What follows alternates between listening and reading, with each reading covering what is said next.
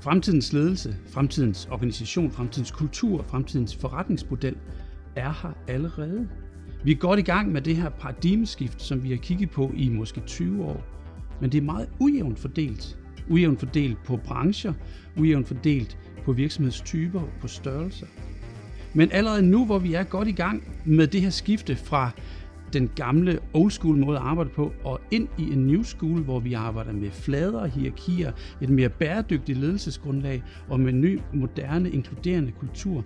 Allerede nu er der tegn på, at der allerede opstår noget nyt. I den her lille serie, der vil vi undersøge, hvad er det, der kommer. Og derfor hedder den Sonar, og det her, det er første penge. Det første signal, jeg opfanger, det handler om det, jeg kalder second wave disruption.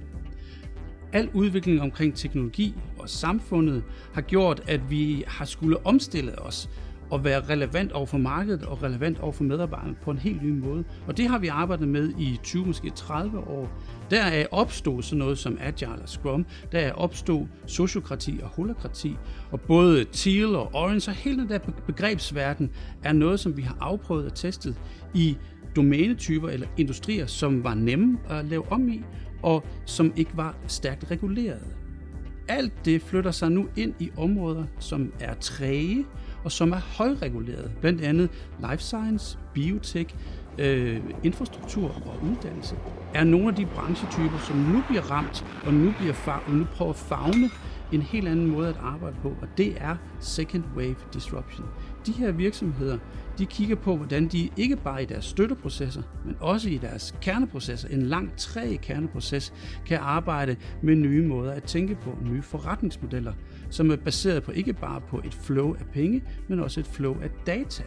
Så alt det, som vi har arbejdet med, rammer nu nye branchetyper. Det er det første signal, som jeg opfanger. Det andet signal, som jeg modtager, det er micro-communities, eller det vi kalder micromunities. Det er, at virksomhederne skaber små samfund, hvor man knytter sig, hvor man finder et belonging, et tilhørsforhold. Og specielt nu, hvor vi sidder og arbejder hjemmefra, er det blevet endnu mere vigtigt at få skabt et tilhørsforhold, at blive set og blive anerkendt, og have en kultur, hvor man færdes og hvor man er sammen om noget. Og det er netop små kulturer, små stammer, som opstår nu, også inde i de store korporate virksomheder. Så det, der er vigtigt at fokusere på nu, det er spøjs nok en blanding af at få skabt de her små tilhørsforhold af teams, som er måske 5 eller 7 personer store, samtidig med, at man forstår det store økosystem, det store samfund, som man er en del af i sin virksomhed. Det tredje signal, som jeg opfanger, det er selvledelse. Og ikke bare i de her små samfund, som jeg snakkede om før, men også som individ. Det med at gøre op med sig selv, hvad vil jeg rent faktisk bruge mit liv på? Hvordan vil jeg have et bæredygtigt liv? Hvordan vil jeg bruge min tid? Måske vil jeg have flere parallelle jobs. Måske vil jeg arbejde asynkront med dem, jeg arbejder sammen med. Måske vil jeg være digital nomade. Måske vil jeg tage nogle år, hvor jeg flytter på landet, arbejder der, og så nogle år, hvor jeg er tilbage i den mere klassiske samfundsmodel. Den der blanding, det der, hvor man tager valget og bestemmer selv, hvordan man vil styre sit liv, det er det tredje signal.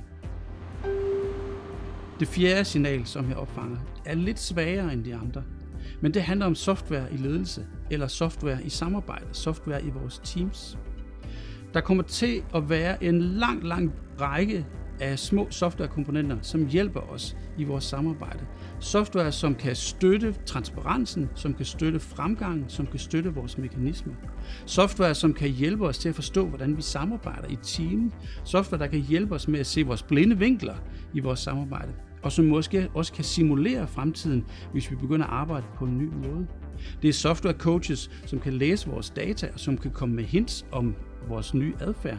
Det er software-platforme, som sørger for at fokusere på ikke bare det, vi gør, men også det, vi er. Det tror jeg på bliver et kæmpestort signal om lidt, men vi har først set de svage signaler nu, men det er bestemt noget, du skal holde øje med og eksperimentere med fremad. Den her serie hedder Sonar, og det er første penge.